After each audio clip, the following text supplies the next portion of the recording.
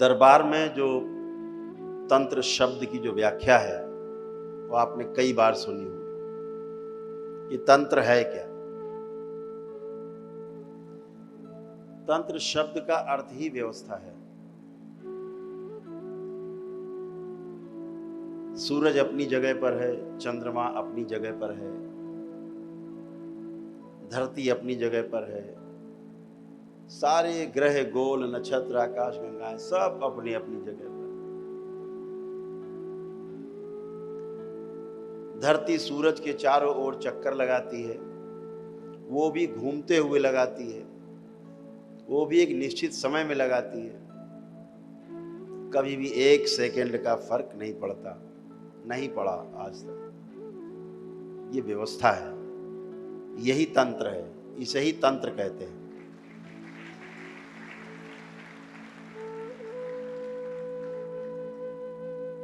और इसीलिए दरबार ने जो तमाम शक्तियां खोली, इसी तंत्र से तंत्रित होकर के वो सभी शक्तियां विद्यमान हैं जो नियम के अनुसार चलती हैं। आप जानते हैं, आप दरबार से जुड़े हैं, कि नियम से चलते हैं तो आप हमेशा अच्छे रहते हैं। जैसे ही कोई नियम तोड़ते हैं आपको समझ में आ जाता है कुछ गड़बड़ जरूर हुआ है। वो डायलॉग याद आता, दया कुछ तो गड़बड़ है, तो आप तुरंत दरबार चल देते हो।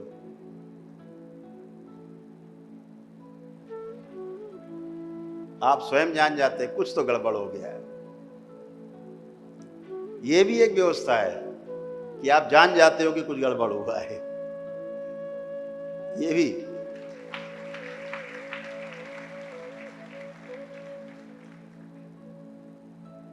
उस व्यवस्था को समझ लिया जाए जो है ही, जो कभी बदल नहीं सकती। एसेंशियल पार्ट है इसमें, अनिवार्य है, जो कभी नहीं बदलता। सूर्योदय प्रातः काल इतने बजकर इतने मिनट इतने सेकंड पर धरती के फला फला भाग पर होगा, ये निश्चित है। इतने बजे सूर्य अस्त होगा, धरती के किस भूभाग पर सूर्य का अस्त होने का समय क्या है वो निश्चित है। 1000 वर्ष पहले और चाहे 1000 वर्ष बाद का निकाल लो, सब गणना आपके पास रहेगी, एकदम सही रहेगी। इसीलिए अखबार में आप पढ़ते होंगे कल सुबह सूर्योदय कितने बजे होगा, तो पहले से लिखा है। अभी सूरज से पूछ के नहीं लिखा है कि भैया तुम सवेरे कितने बजे उदय होगे। वो तो व्यवस्था है, उनकी तो काम ही व्यवस्था में रहना। तो प्रकट हो जाते, दिख जाते हैं। धरती मैया जरा सा हटी और दिखे।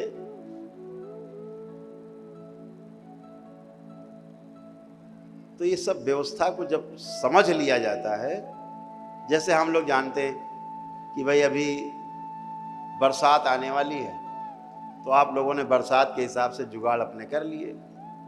अभी आपको पता है अब आगे सर्दी आएगी, तो सर्दी वाले फिर आप जुगाड़ करके रखोगे पहले से।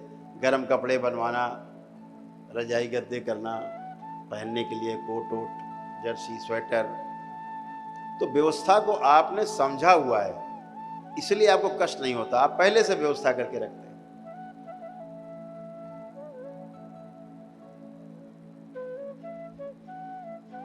तो जब पहले से समझे होते हैं तो कष्ट नहीं होता। जो पहले से नहीं समझा, अब पैजामा पहनना नाड़ा है नहीं, अब कैसे पहनेगा, तो समस्या आ जाएगी। और व्यवस्था जिसने समझ रखी है, पैजामे में नाड़ा पहले से डाल रखा है उसने, और बकायदा गांठ लगा दी है कि निकलने ना पाए। नहीं तो पेन लेकर के उसे फंसा करके फिर उसमें अंदर लोग डालते फिर बैठते रहते। तो व्यवस्था को पहले से जो समझ के रखते हैं वो पूरे आनंद में रहते हैं। इसीलिए दरबार ने कहा जो नाम तंत्र क्रिया योग। तंत्र का मतलब व्यवस्था,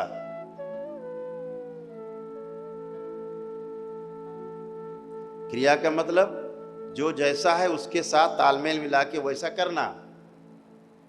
तो ये तंत्र और क्रिया हो गए। और योग क्या है? योग है जो इनसे निकलने वाला परिणाम है वो सुखकारी है, वो योग है। तो तंत्र क्रिया योग की दीक्षा में आप दीक्षित हुए,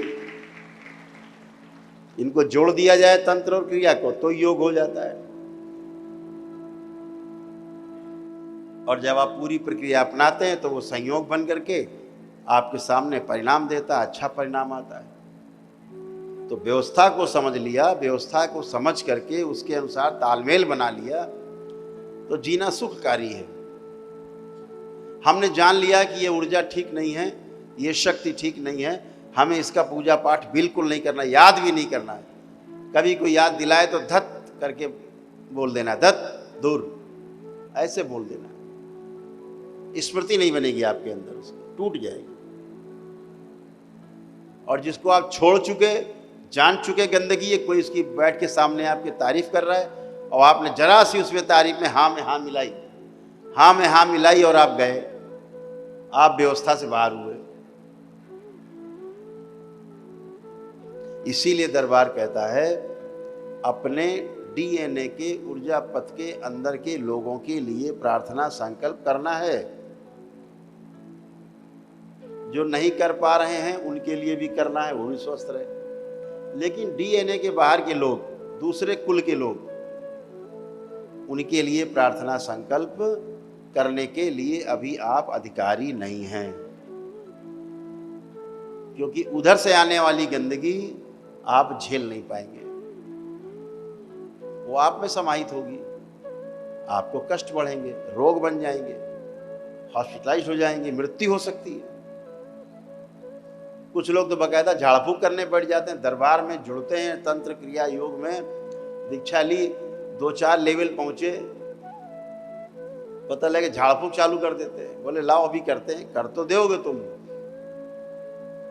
परिणाम घातक है, तुमको हिट करेगी या तुम्हारे परिवार के किसी सदस्य को जिसके साथ उस स्मृति का तालमेल होगा, हिट कर देगी।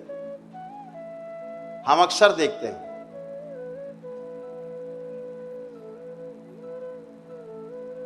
या दरबार को गलत गलत बोल दिया उल्टा सीधा, तो दरबार के पुण्य उससे हट जाते हैं, परिवार के सदस्य से, और कष्ट में रहता है।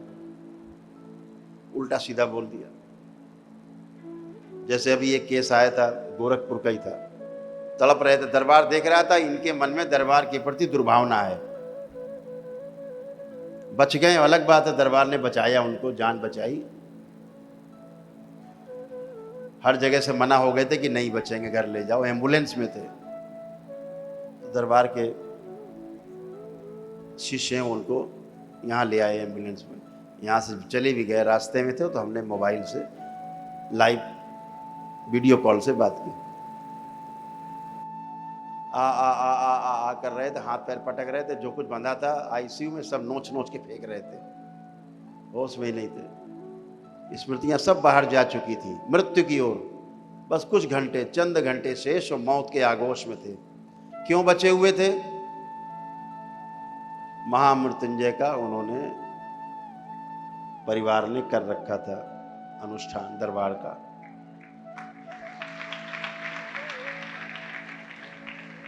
केवल वही नहीं हटता है, बाकी सब पुण्य हट जाते हैं। तो जीवन बाहर था, वो जो उनके प्राण थे वो अंदर थे कवच के।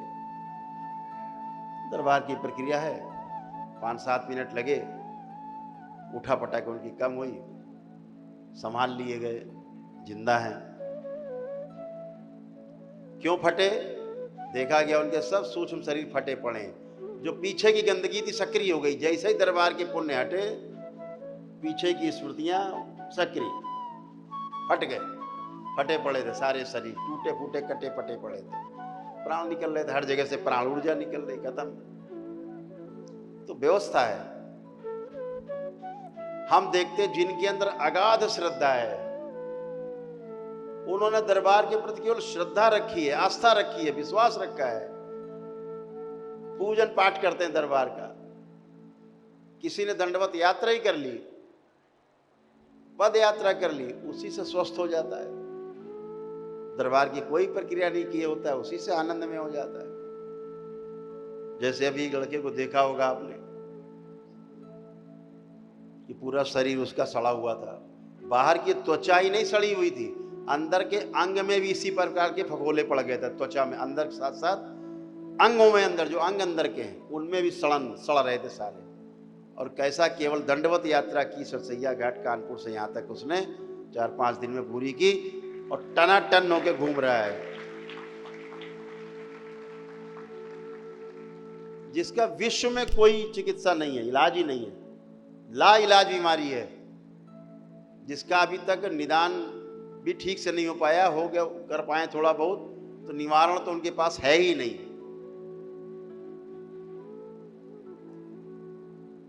कैसे खड़ा है ठीक हो के? आस्था विश्वास व्यवस्था में जुड़ गया है, व्यवस्था के साथ अपने को समर्पित कर दिया है, समर्पण कर दिया है, मेरा कोई नहीं बचेंगे।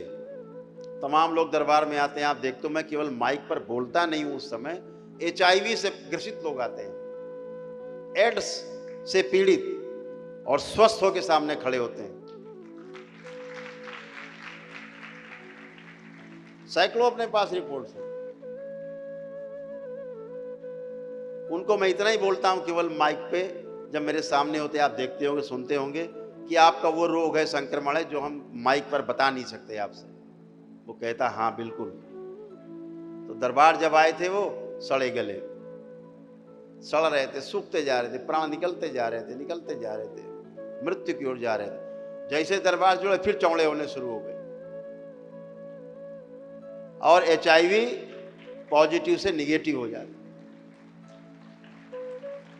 कैसे? अपनी आस्था, अपने विश्वास और अपनी श्रद्धा से होता है। तो अद्भुत है व्यवस्था को समझना, व्यवस्था को समझने में ही आनंद है। कुछ लोग व्यवस्था को ना समझने में भी आनंद लेते हैं। वो कहते बहुत मजा आ रहा है, आनंद तो जानते नहीं बेचारे, तो मजा आ रहा है। और जब वहां पहुंच जाते हैं, जब कुछ नहीं कर पाते, कुछ नहीं बचा शरीर में करने के लिए, तब कहते हैं बहुत देर हो गई। फिर सजा, मजा बदल जाता है सजा में। तो आप सभी परम सौभाग्यशाली हैं कि आप बाबा और माँ से जुड़े, इस जन्म में जुड़े, पिछले जन्मों में जुड़े थे, और इस जन्म में भी आप आके जुड़े।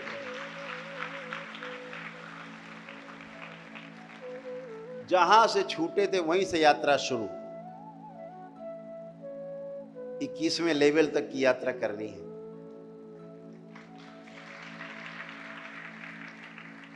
निराश नहीं होना है, हताश नहीं होना है, हथियार नहीं डालने हैं, लगे रहना है। व्यवस्था को तब तक समझा जाए, तब तक प्रयास किया जाए, जब तक पूरी तरह समझ में ना आ जाए। ये वीरों का स्वभाव है, यही वीरता है कि व्यवस्था को हम समझ के रहेंगे। वीरता ये है, वीरता वो नहीं कि किसी को तलवार लेके चढ़ गया, से सिर काट डाला, ये क्रूरता है, अपराध है। ये वीरता नहीं है कि आप किसी को तमंचा लगा के डरा दें, ये सब अपराध है। वीरता वो है कि हम व्यवस्था को समझ लें और व्यवस्था के अनुसार जिएं। जैसे कानून को हम ठीक से समझ लें और फिर कानून के दायरे में रह के हम जिएं, ये वीरता है। कि कुछ भी हो जाए, हम अपना धर्म नहीं छोड़ेंगे। जो हमने समझा है, इसको दूसरों को भी समझाने की कोशिश करेंगे, यही वीरता है।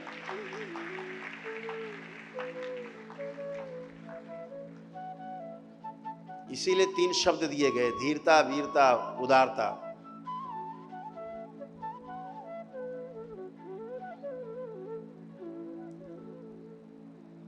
तो दरबार ने इसीलिए कि आपका भविष्य और मंगलमय हो, आपका भविष्य और उज्जवल हो, और आप अपने लक्ष्य की ओर पहुंचे जल्दी से जल्दी। तो क्या मन के अंदर सेवा भाव बना रहे।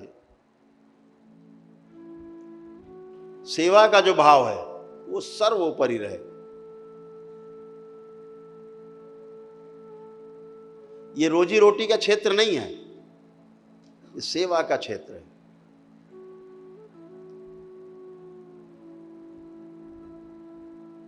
रोजी रोटी तो व्यवस्था करने वाले ऊपर बैठे, पीछे बैठे,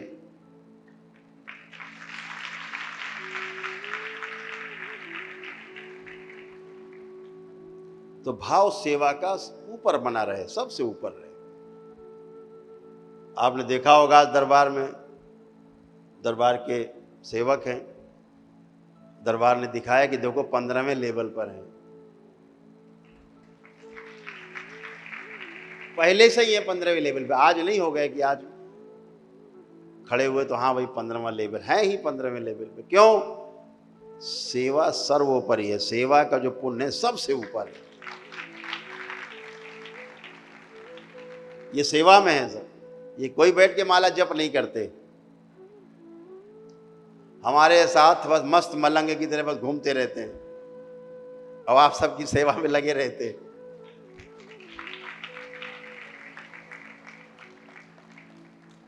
वो 15वें से भी ऊपर है, बता के रखा है 15वें में हो तुम लोग।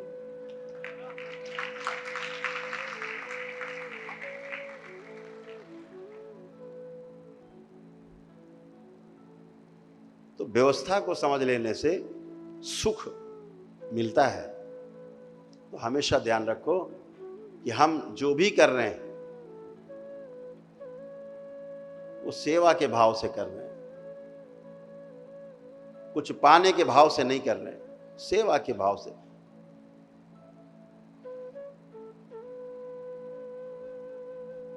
तो बहुत बहुत बधाई आप सबको,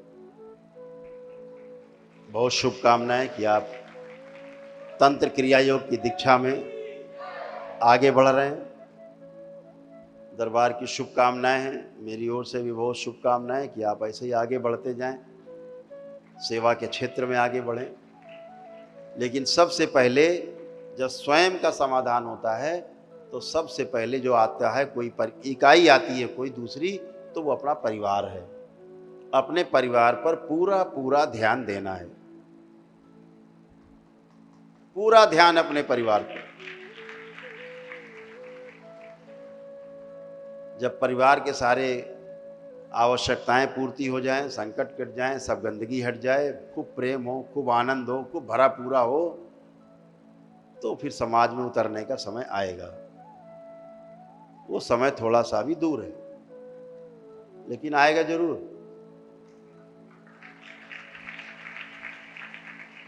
आप दरबार की नर्सरी हो, दरबार की पौध हैं आप, पौधे, कोमल पौधे, जिनको दरबार बचा के ले चल रहा है, ताकि आप ये जो पौधा हैं आप वट वृक्ष का रूप धारण कर सकें, कि आपको कोई तूफान भी हिला ना सके। लेकिन पौधा अगर वट वृक्ष की नकल करने लगा तो जड़ से उखड़ जाएगा। इससे बचना है, इसी से बचना है।